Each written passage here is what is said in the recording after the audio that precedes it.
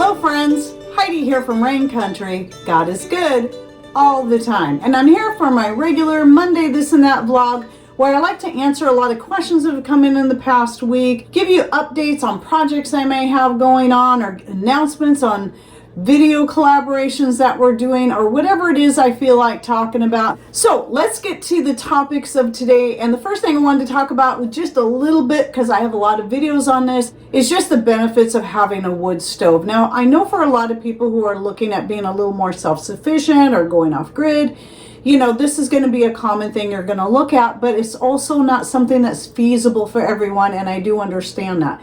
When Patrick and I first got married and we got this place, which was about 34 years ago, it had an insert wood stove, which was one, if you're unfamiliar with that, where a fireplace had been taken and an insert was put in there to make the most out of the heat. Now, inserts are great, but and they're better than just having an open fireplace when it comes to heating, but when it comes to doing anything else, they're not that great because there's usually very little cooking space on top.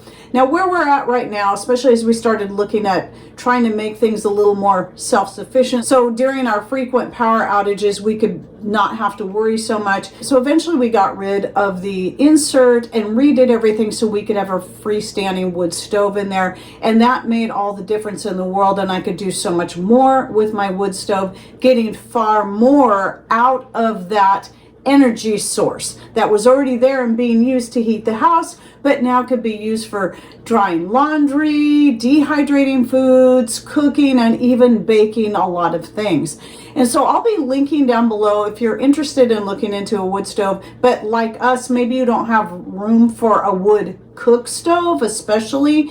Like, you know, if we ever did do that, it would have to be completely in the other room. And there's just no good place here in our kitchen for a wood cook stove, and then definitely not in the living room. We couldn't put one in the living room, which our wood stove is. So we've got the biggest one we could fit in that area, and I love it. So I can have all kinds of things cooking, baking, water heating, coffee going, tea going, all at the same time.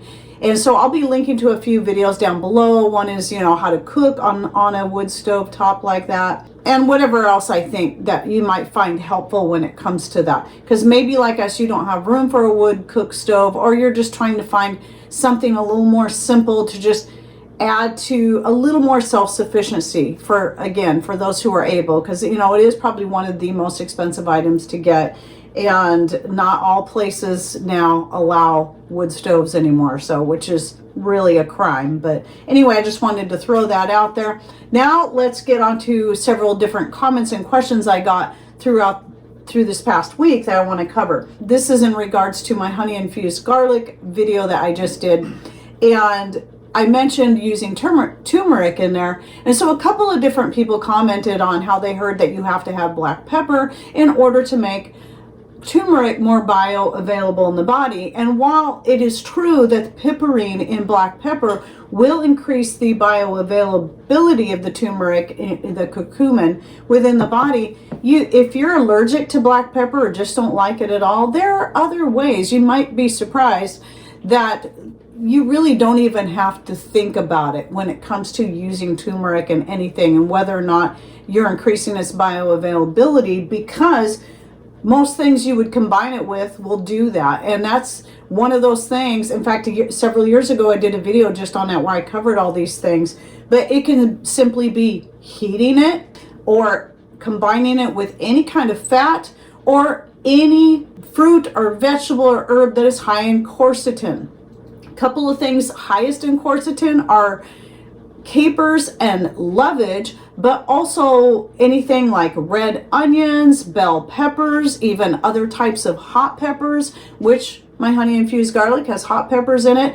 And if you use red onions especially, then you don't have to add black pepper to it, just so you know. But I will link to that video I did a few years ago because I go more in depth on that, and you might want to just learn more about the options. So again, basically, you just don't even have to think about it. If you don't like black pepper or are allergic to it, don't worry about it. There's plenty enough things you can combine turmeric with to make it bioavailable.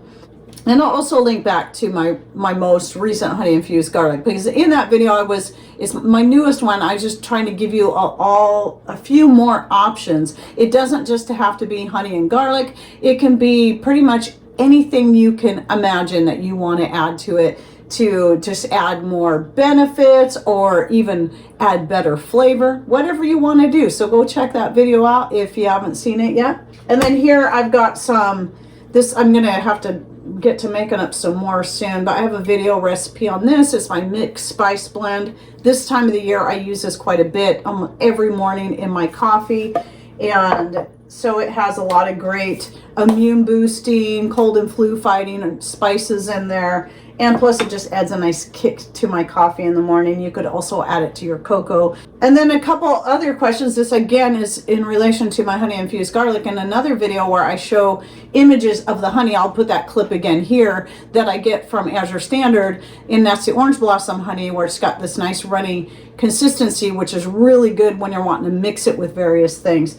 And people saw that I was using a metal spoon. And it's funny because I haven't heard this one in a while, but I used to get this one usually on anything where I'm mixing like bentonite clay, such as making a face mask, and I'm using a little stainless steel fork to mix the herbal tea in with the clay to make an herbal face mask, or when working with ferments. These are the most common places people are going to say, well, I heard you're never supposed to use metal. And generally speaking, yes, there is truth to that.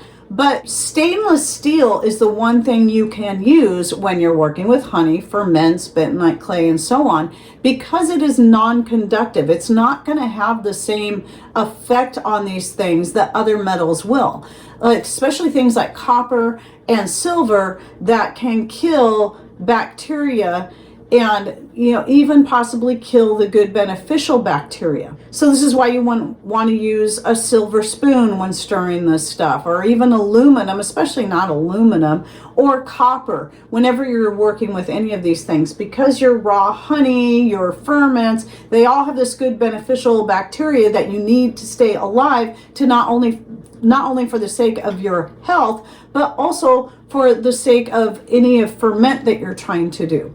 So just understand that stainless steel is one of those that you can use and is safe. For example, it's the only thing that's used when they're mining bentonite clay in order to preserve its properties. Now, another question I had come in on this video that just published on the many uses for homemade wine. It's basically a video I redid, but also wanted to cover why. And one is, because it has so many uses. Even if you don't drink, there's many other things you can use it for. Just like us, we don't drink, but I make wine frequently. But also, I cover some of the reasons why you don't want store-bought, and it has to do with a lot of the things that they add to store-bought wine. So it's better just to go the more natural way, learn how to make it yourself. It's easy. I have a whole series on that, which I'll link to down below. But I did get this question, which I'm sorry, but it did kind of make me laugh a little bit. But somebody was asking how to make non-alcoholic wine. Well, if you understand Bible terminology at all, the word wine is actually a pretty broad word. It can mean the juice that comes straight from the grapes, squeezed straight from the grapes, or it can be alcoholic. Oftentimes it's referred to as strong drink in that case. So non-alcoholic wine, in other words, would simply be the juice that you pressed straight from your fruit. And whether it be apples, berries, grapes, typically the language refers to grapes, but anything that comes from the vine, but it's broadened out to cover any kind of fruit juice. So that would be a non-alcoholic wine. And if you want to add honey to it to give it some sweetness, because maybe it doesn't have enough, you can do that, and it can be totally alcohol free.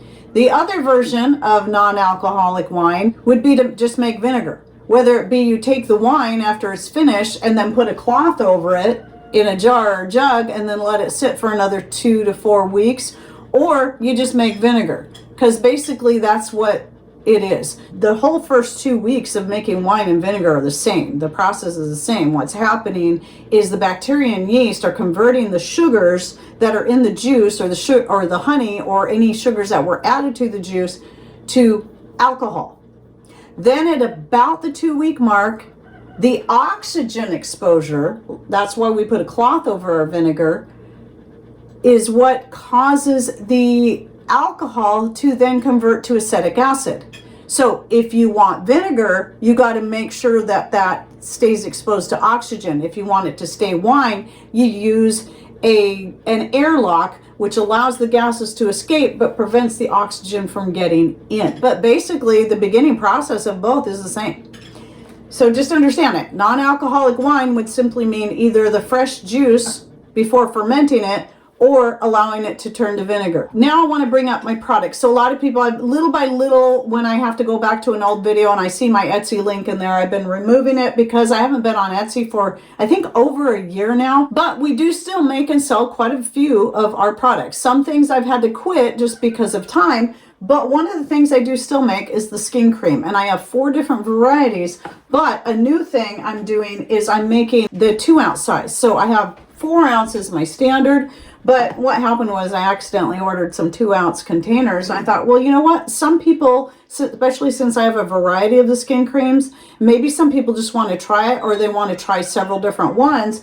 Well, now you can get the 2-ounce size. So if you want to try the ylang ylang, the rose, the lavender, or even the unscented, that will make it more affordable. Then you can decide from there which one you want. So if you're interested in any of our products, be it the skin cream, the vacuum chambers, the generators, that I'm not going to say what kind of generators they are because this video is also publishing on YouTube, then just send me an email, raincountryhomestead@gmail.com, and I will send you the product and price list, which also includes, right towards the top, information on how to order and the types of payments that we accept. And so on the topic of email, by the way, anytime you need to get a hold of me and you want to send a more private message and you don't want it to be a comment on YouTube, always, always, always, the absolute best way is to email. That's why I make my email address available everywhere where you can see it. So again, raincountryhomestead@gmail.com. Even though I'm expanding my reach on social media to various different platforms, if you try to message me on any of them, be it Patreon, Facebook, X, Instagram, the chances of me seeing your message are very, very slim. It's much easier for me to do email. And so preferably if you can email me from a real email address rather than texting to my email address. And you can do that from your phone. If you only have a smartphone or a tablet to work from and not a desktop, all you got to do is download the email program. And at the very least, very, very least, at least if you have to send it in the form of a text, give me an actual email address, because a lot of times when people want a product list, it won't go to a text message. I will still need a real email address to send it to because it's too big of a file. And so it just won't go through to your phone that way. It has to go to your email address. And then with that said, again, on the product list is that I've had a couple people that have sent me a snail mail, like be it a letter or maybe even a card, and they add in there that, oh, can you please send me your product information, or how do I get your product information? Well, I'm only going to deal with email. I'm not going to be mailing back and forth snail mail. If payment has to come via money order, that's one thing, but for the back and forth with the questions and stuff, there's too much involved for both of us. That's a lot of stamps. That's a lot of writing. That's a lot of time spent. So email is the fastest, easiest way. If you want a product list, you need to email me, raincountryhomestead@gmail.com. That way then, if you have any questions, you can ask them. I can answer them right away. If I have any questions for you, I can ask them and you can answer right away. It's just the best, fastest way. And then again, let's touch on the social media again, just to remind you, not only do I have a Rumble channel, that's my other place that I upload videos, and I've really been building that. I've really been upping my game there, going back and adding older videos. That's why if you're subscribed to me on Rumble and you've got notifications through the weekend, especially in my beginning, a lot of notifications, because those are all older videos I'm trying to make sure I have on there as I build the playlist, now that they have this wonderful playlist option. However, one thing I found out, because I never use my phone for applications, I thought I better download the Rumble app so I can see how it works for people. And one thing I found, at least I couldn't find it, was a way to access my playlists from the phone app. Now, if there's a way and you guys know how to do that, please share with us in comments down below.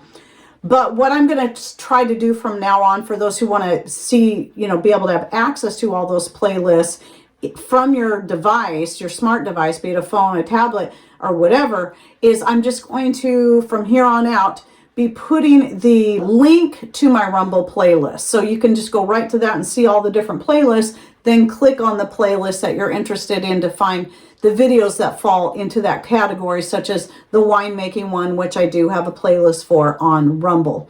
So I'm sure that's something they're still working on, or I just haven't figured it out. But then another thing is they're up in their game too. You now have the ability to speed up or slow down videos. Still, the closed caption isn't enabled yet, but I'm pretty sure they're going to be getting on that one soon. And things are just looking better all the time. So don't forget to check out our Rumble channel, especially since there are a lot of videos I've had to remove from YouTube or simply cannot put on YouTube, as they keep cracking down and making more and more topics taboo, even how to make homemade baby food out of just real food and nothing else, no additives. Even that's taboo apparently now, so, and is considered a harmful or dangerous substance. So to find such videos, you got to go to Rumble, and that's where those things are. In fact, I have a playlist just for the videos that are banned on YouTube. So anyway, don't forget, not just Rumble, but to also check out, if you're on X or you're on Instagram, I am on those places now. You can find the links to those, and don't feel you have to go to those places if you don't have them. But I'm just trying to expand my reach. So whenever, you know, another video gets removed or something happens, or maybe my whole channel on YouTube goes down, I have a way to let everybody know, because no, I'm not going to set up a website, and it's only through a website that someone can handle that great amount of emails to send out notifications. So I'm not doing that, at least not at this point. It's just one more thing I'm not willing to pay for or to deal with, to have to hassle with, where it's a lot easier and it's free for me to have a few different places I can reach people. And, you know, and even Facebook, I'll use it if I have to, if it's really important. I hate using Facebook anymore at all, but if I have to make an important announcement, you can follow me on Facebook, Rain Country Homestead, and you'll definitely know if you're on there. If something happens here and I'm gone, I'll make sure I'll put it in all those places. I'll announce it everywhere. So anyway, I hope you enjoyed this video, and thanks for watching. Take care, and God bless.